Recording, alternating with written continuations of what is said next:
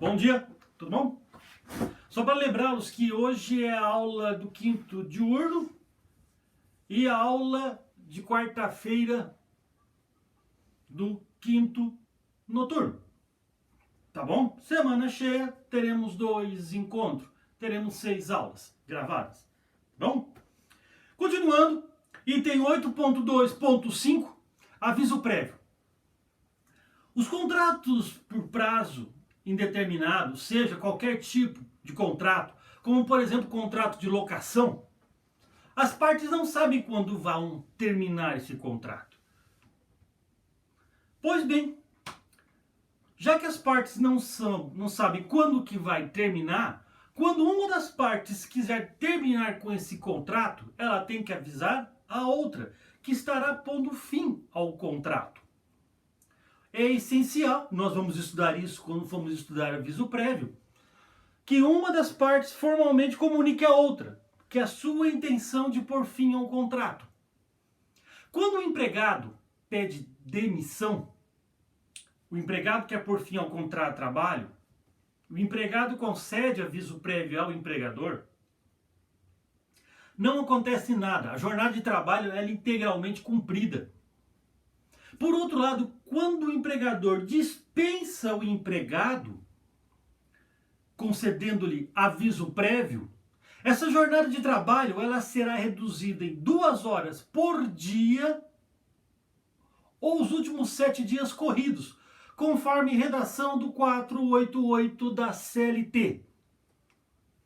Seja reduzindo 2 horas por dia, seja os últimos 7 dias corridos, essa interrupção do contrato de trabalho visa dar a oportunidade para que o empregado procure um novo emprego. E é caso de interrupção. Portanto, ele será remunerado como se estivesse trabalhando. Beleza? Item 8.2.6. Nós já estudamos. É aquele empregado que, galgando cargos dentro de uma empresa, uma hora a assembleia dos acionistas ou dos sócios o elegem para fazer parte da diretoria. Ele vai ter o seu contrato de trabalho suspenso, ele vai deixar de ser empregado, ele vai deixar de ser enquadrado na categoria de segurado empregado do INSS e ele será eleito diretor pela Assembleia, se tornando diretor, se tornando inclusive a classificação perante o INSS como contribuinte individual, deixando de receber salário e recebendo prolabore. Beleza? Então a súmula 269 do TST não tem dúvida nenhuma. Empregado eleito para cargo de diretoria tem o seu contrato de trabalho suspenso. Beleza? 8.2.7 Serviço militar. Bem, explicar mais para as meninas do que para os meninos. O nosso sistema de prestação de serviço militar obrigatório, ele tem 2 categorias, primeira e segunda categoria. Primeira categoria é quando você presta serviço militar em quartéis do Exército, aos quais você tem o seu contrato de trabalho suspenso, sendo obrigatório apenas o recolhimento do FGTS pelo empregador. E aí você fica aquartelado, morando dentro do quartel, né? E você tem a segunda categoria, que são aqueles reservistas do tiro de guerra, do modelo criado, baseado no nome tiro de guerra, que são segunda categoria.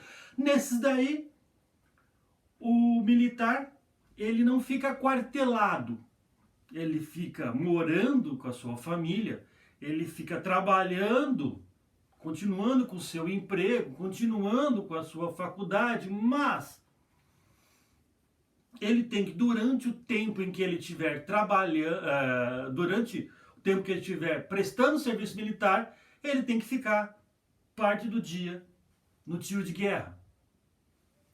No caso aí, o tempo em que ele se ausenta do serviço, prestando serviço militar, seja na guarda de 24 horas, seja em exercício militar, como caminhada, acampamento, é caso de interrupção.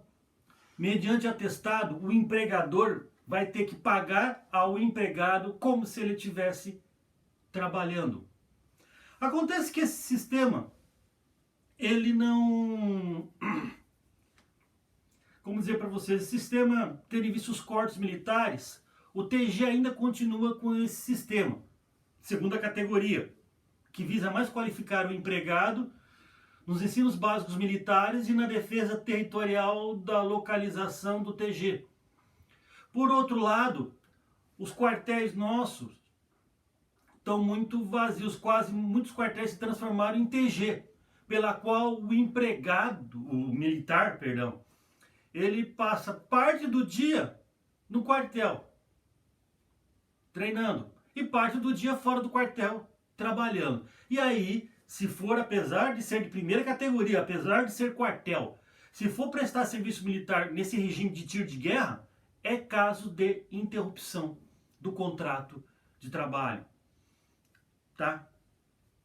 O sargento faz lá uma justificativa, você encaminha para o seu empregador e o seu empregador vai lhe pagar o dia que você passou de guarda, que vai pagar os horários em que você estava fazendo instrução militar. Beleza? Então é sobre isso o item 8.2.7. Tá bom? E o 473 diz que o empregado poderá deixar de comparecer no serviço sem prejuízo de salário, caso de interrupção. Item 4. No período do tempo em que tiver cumprido as exigências do serviço militar da letra C do artigo 65, da Lei 4.375 de 64, a Lei do Serviço Militar, caso de manobra de reservista. Antigamente, de vez em quando ainda tinha exercício militar. O último que teve aqui na região, salvo engano, foi em 87, pela qual realmente sujeito que fazia menos de 5 anos que tinha dado baixo no serviço militar no quartel, ele foi convocado para fazer manobras militares com reservistas de primeira categoria aqui no complexo de Urubupungá, nas usinas hidrelétricas de Ilha Solteira. Se você é reservista e for convocado, é caso de interrupção do contrato de trabalho. Acontece o seguinte, vou explicar uma coisa que eu esqueci.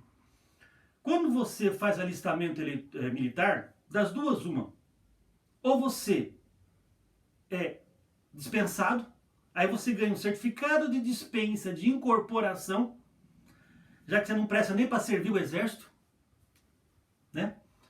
Por outro lado, e você já automaticamente está quite com o serviço militar.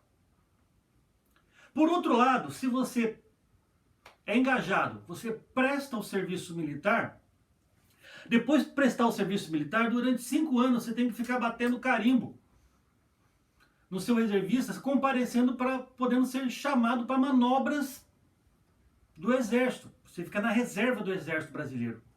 E aí na condição de reservista do exército.